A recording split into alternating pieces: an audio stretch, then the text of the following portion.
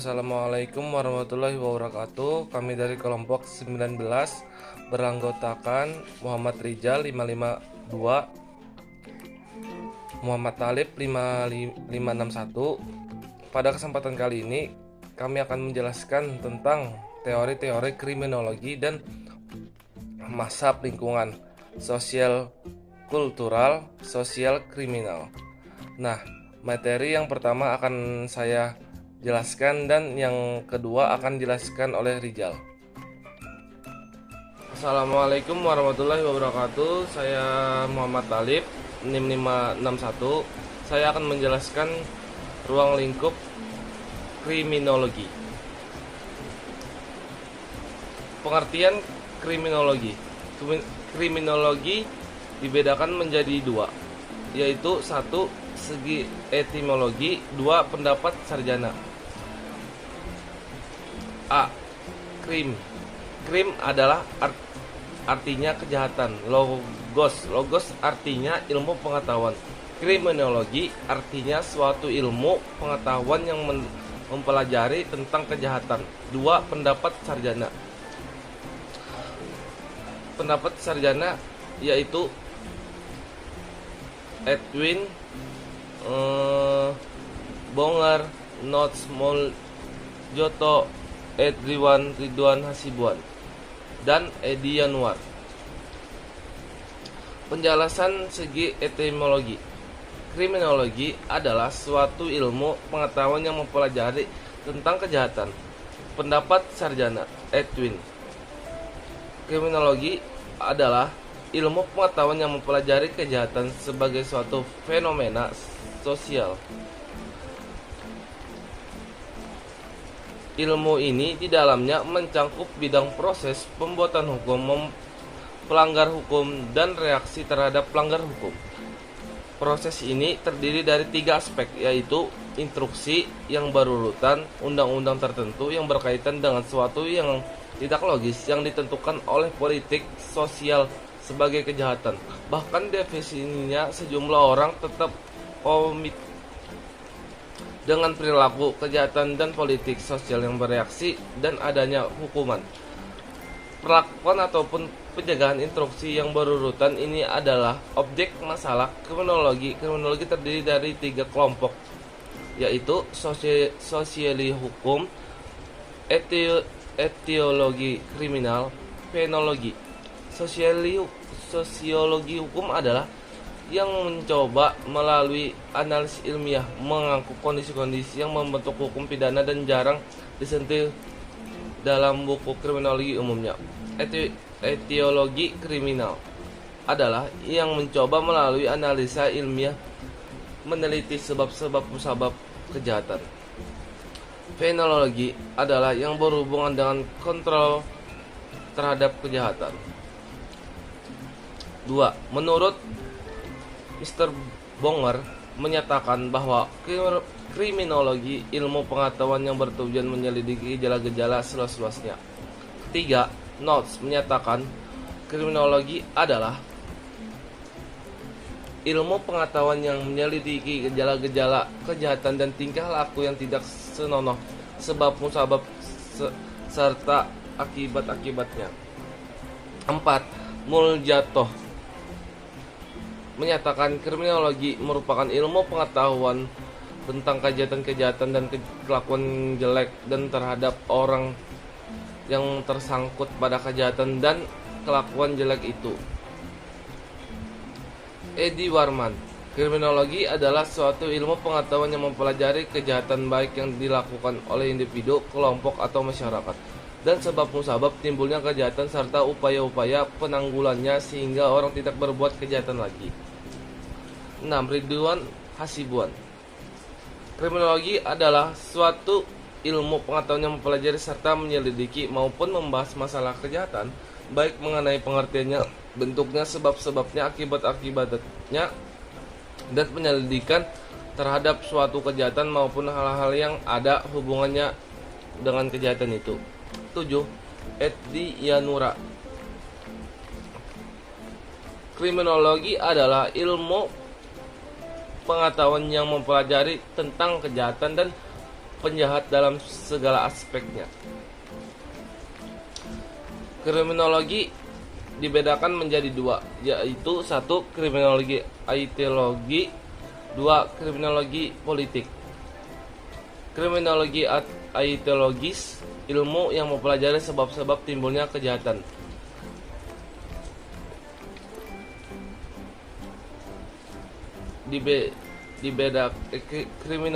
Kriminal ateologis dibedakan menjadi dua, yaitu antropologi kriminal, B. Sosial kriminal. Antropologi kriminal ilmu pengetahuan yang mencari sebab-sebab kejahatan dan mereka yang melakukan kejahatan. Sosial kriminal ilmu pengetahuan yang mencari sebab-sebab kejahatan di dalam sifat-sifat keadaan masyarakat itu sendiri. Dua, kriminal politik. Kriminal politik adalah ilmu pengetahuan yang mempelajari cara pemberantasan kejahatan.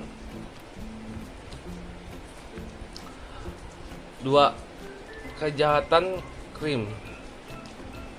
Kejahatan dibedakan menjadi tiga, yaitu satu, secara praktis, secara religius, tiga, secara yuridis. Penjelasannya, secara praktis adalah suatu perbuatan yang dilakukan oleh seorang yang melanggar ketentuan hukum atau peraturan perundang-undangan dan terhadap pelakunya dikenakan sanksi pidana. Secara teologis, suatu pengertian mengindikasikan kejahatan dan dengan dosa. Jahat dan dosa dalam arti religius itu merupakan sinonim. Berbuat jahat adalah dosa, sebaliknya berbuat dosa adalah kejahatan. Secara yuridis adalah suatu perbuatan yang melanggar hukum atau dilarang oleh undang-undang.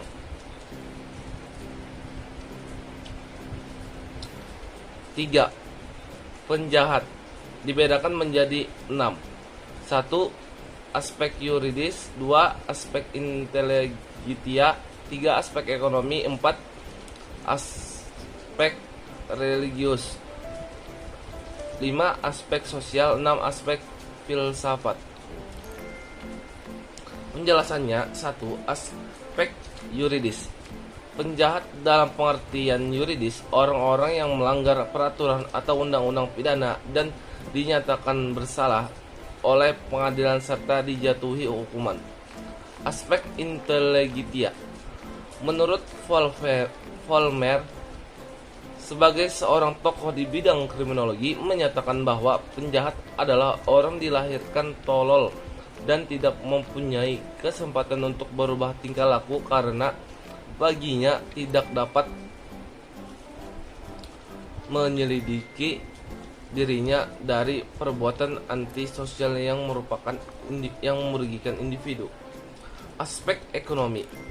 Menurut Farson, penjahat adalah orang yang mengancam kehidupan dan kebaikan orang lain dan membebankan kepentingan ekonomi pada masyarakat di sekelilingnya. 4. Aspek religius.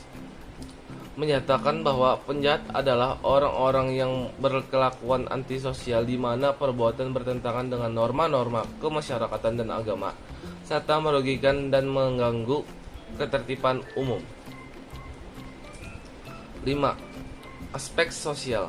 Tokoh Mabel Elliot menyatakan penjahat adalah orang-orang yang gagal dalam menyesuaikan dirinya dan dengan norma-norma masyarakat sehingga lakunya tidak dapat dibenarkan oleh masyarakat. 6. Aspek filsafat. Kronstens mengatakan bahwa penjahat adalah orang-orang yang suka melakukan perbuatan bohong.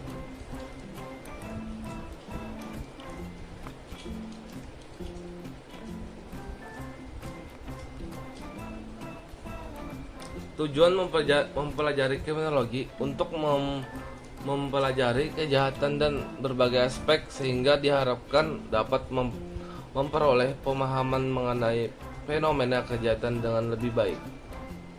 Objek studi kriminologi dibedakan menjadi 3: kejahatan atau perbuatan, pelaku atau pelanggar norma hukum, reaksi masyarakat.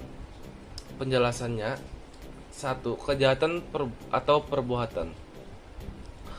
Objek studi pertama kriminologi adalah kejahatan perbuatan yang oleh negara telah dinyatakan sebagai kejahatan dalam arti pelanggaran terhadap undang-undang pidana, tapi perlu sekiranya membuat perhatian dalam hal bahwa undang-undang biasanya terbelakang jika dibandingkan dengan kesadaran hukum masyarakat, maka perlu pula dipelajari perbedaan serta perubahan kesadaran hukum masyarakat ini terhadap undang-undang hukum pidana.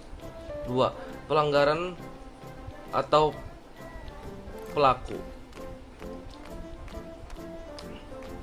Objek studi kedua kriminologi adalah pelaku kejahatan atau pelanggar norma hukum yang diketahui polisi, dituntut jaksa dan dinyatakan salah satu hakim. Maka mudah dimengerti mengapa studi kriminologi mengenai pelanggaran hukum harusnya dipergunakan dengan sangat teliti dan hati-hati sekali, terutama dalam menentukan kesimpulan umum mengenai faktor-faktor etiologi kriminal serta meluasnya perbuatan melanggar hukum.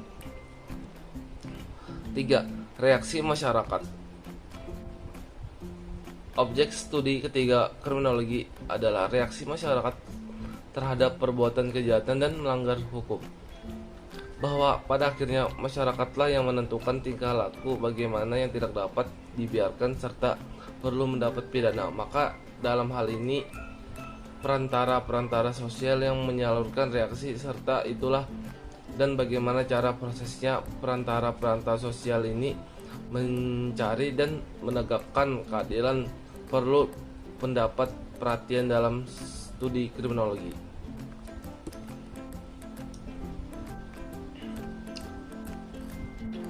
Paradigma kriminologi dibedakan menjadi 3: paradigma positivis, paradigma intratonis, paradigma sosial.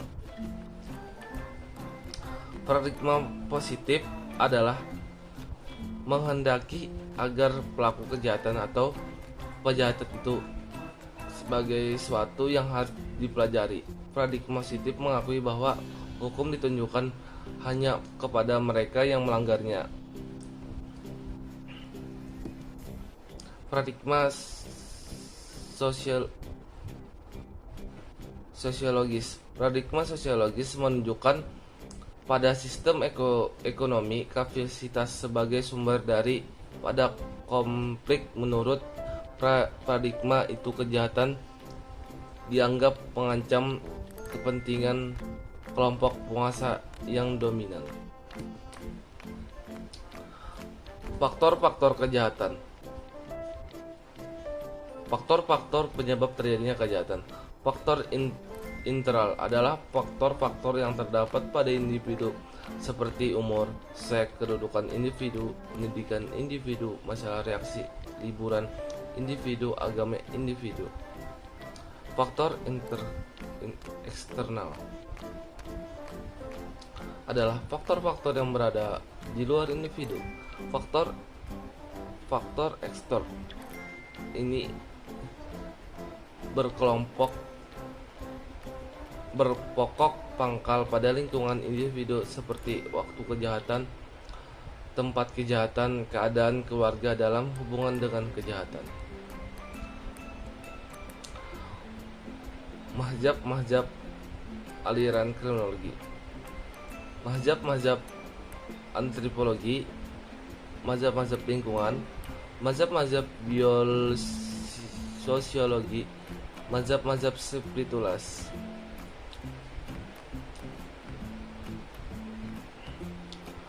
Mazhab antropologi adalah bahwa para penjahat dipandang dari sudut antropologi mempunyai tanda-tanda tertentu. Mazhab lingkungan. Ajaran ini menyatakan bahwa keadaan sekeliling lingkungan adalah salah satu pembenihan timbulnya kejahatan. Mazhab biologis. Mazhab biologis adalah hasil dari unsur-unsur yang terdapat dalam individu dan lingkungan masyarakat serta keadaan fisik. Mazhab spiritualis adalah seseorang mengakibatkan timbulnya kejahatan, dalam arti orang menjadi jahat karena tidak beragama atau kurang beragama.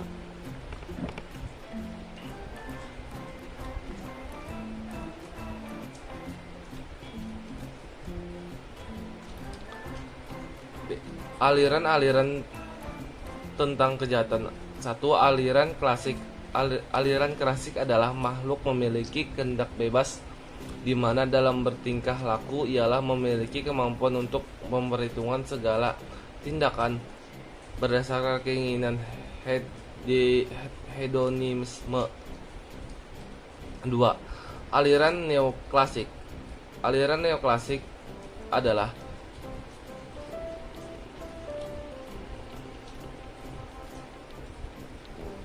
justru menginginkan pembaharuan pemikiran dan mazhab klasik, di mana pemberian hukum terdapat dinilai sebagai suatu ketidakadilan. adilan.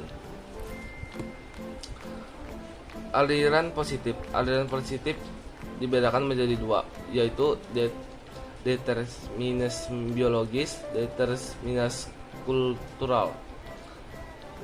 Determinisme biologis adalah teori-teori yang masuk aliran ini mendasarkan pemikiran bahwa perilaku manusia sepenuhnya tergantung pada pengaruh biologis yang ada di dirinya. Determinis kultural, teori-teori yang masuk dalam aliran ini mendasarkan pemikiran mereka pada pengaruh sosial, budaya, dan lingkungan di mana seseorang itu hidup. Ya, presentasi saya cukup sampai di sini. Assalamualaikum warahmatullahi wabarakatuh. Di sini saya akan menjelaskan tentang teori-teori kriminologi. Teori-teori kriminologi ada banyak macamnya, seperti teori individuologis. Nah, teori individuologis ini mempelajari adanya hubungan antara faktor-faktor individu dengan pelanggaran hukum. Nah, teori ini berkembang di negara-negara Eropa kontinental seperti Austria, Jerman, Italia, Belgia, dan juga Swiss. Ada juga teori sosiologis. Nah, dalam teori sosiologis ini mempelajari tentang kejahatan dan pelanggaran hukum yang dihubungkan dengan faktor-faktor sosiologis, sosial, ekonomi. Teori ini biasanya berkembang di Amerika Serikat, Prancis, dan juga Belanda. Dalam teori ini dibagi menjadi dua, antara lain seperti non-class oriented theories dan juga class oriented theories. Dalam non-class oriented theories ini ada juga teori-teori lain seperti teori ekologis. Teori ekologis ini mempersoalkan hubungan antara kejahatan dan faktor-faktor kepadatan penduduk, mobilitas penduduk, atau horizontal mobility,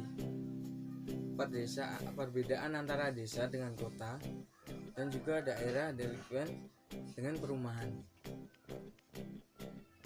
Lanjut, ada teori konflik kebudayaan.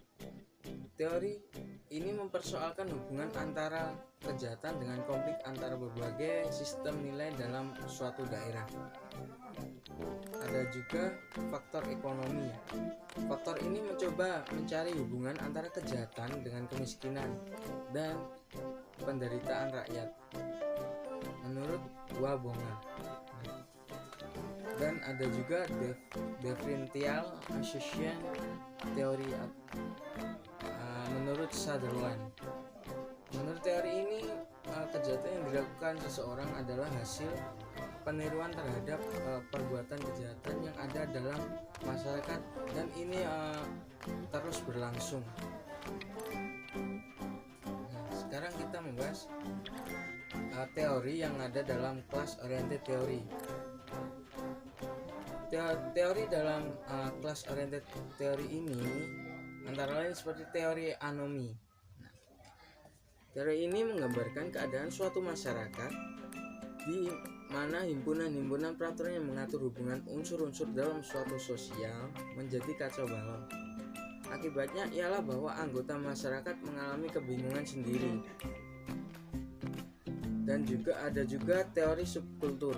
Nah, teori ini pada dasarnya membahas dari menjelaskan bentuk kenakalan remaja serta perkembangan berbagai tipe geng. Seperti teori subkultur sebenarnya dipengaruhi kondisi intelektual atau intellectual heritage. Ada juga teori labeling atau teori label. Teori ini diartikan dari segi pandang pemberian nama, yaitu bahwa sebab utama kejahatan dapat dijumpai dalam pemberian nama atau pemberian label dalam masyarakat untuk mengidentifikasi anggota-anggota tertentu pada masyarakat. Berdasarkan perspektif ini, pelanggaran hukum tidak bisa dibedakan dari mereka yang tidak melanggar hukum, terkecuali bagi adanya pemberian nama atau label terhadap mereka yang ditentukan demikian. Oleh sebab itu, maka kriminal dipandang oleh teoritis pemberian nama sebagai korban lingkungannya dan kebiasaan pemberian nama oleh masyarakat. Lanjut, ada teori kontrol sosial menurut Hirschi. Teori ini memfokuskan diri pada teknik-teknik dan strategi yang mengatur tingkah laku manusia dan membawanya kepada penyelesaian atau ketaatan kepada aturan-aturan masyarakat. Menurut Hirschi, terdapat 4 kunci dalam teori sosial mengenai perilaku kriminal, yaitu ada attachment, yang artinya ikatan untuk para remaja signifikan atau para remaja yang dipandang penting. Apa artinya itu?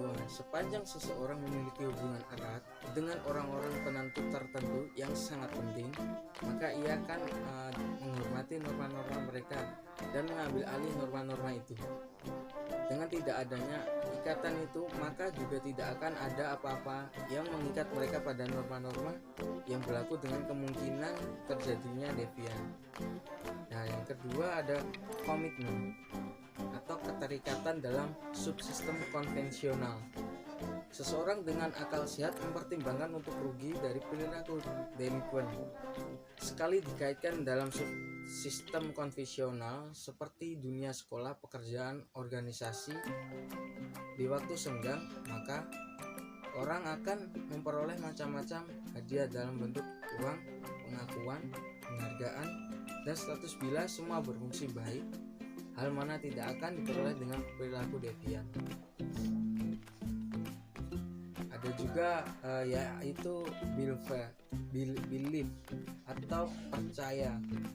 Nah, pada nilai-nilai moral dari norma-norma dan nilai-nilai dari pergaulan hidup.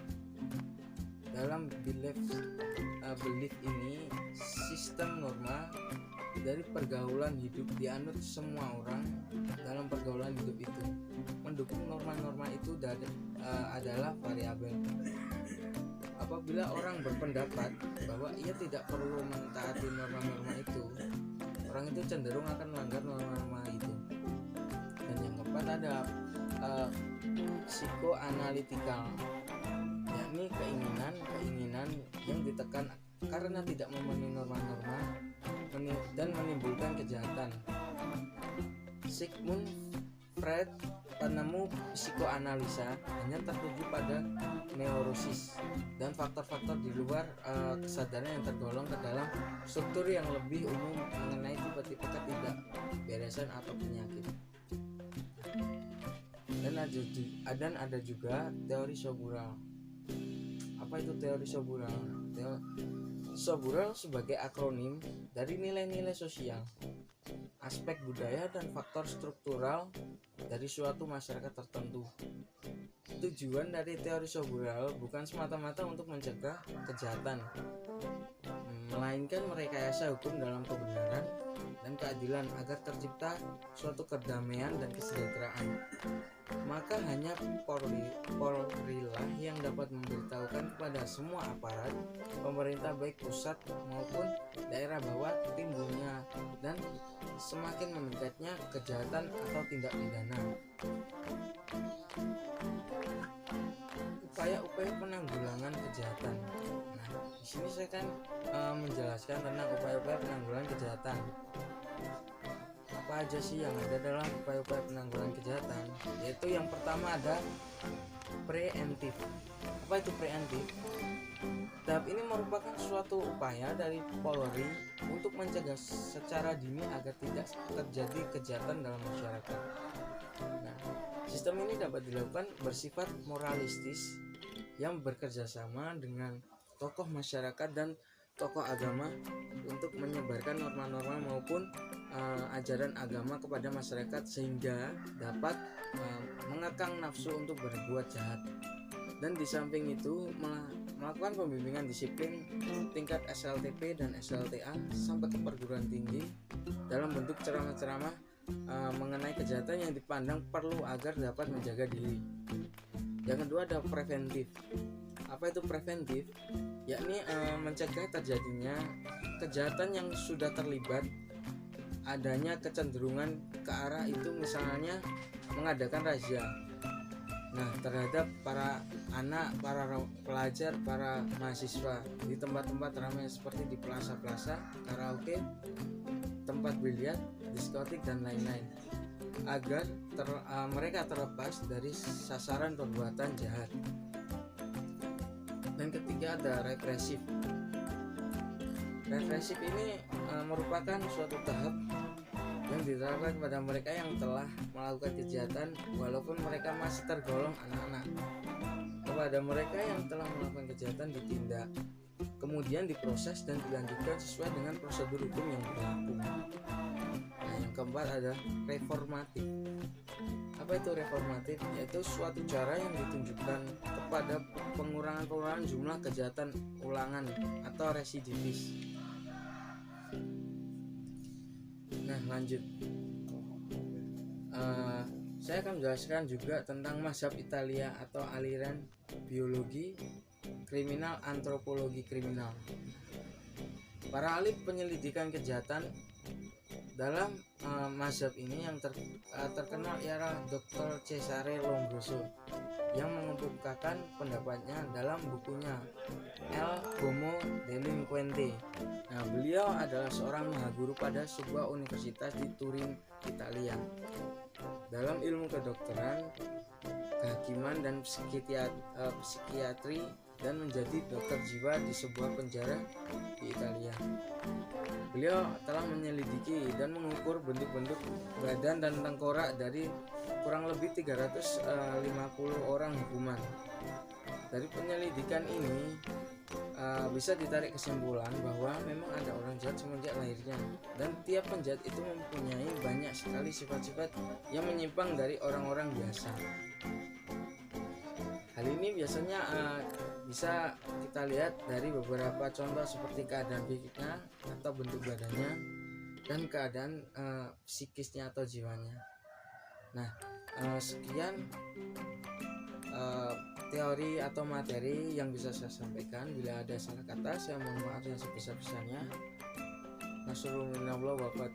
Wassalamualaikum warahmatullahi wabarakatuh.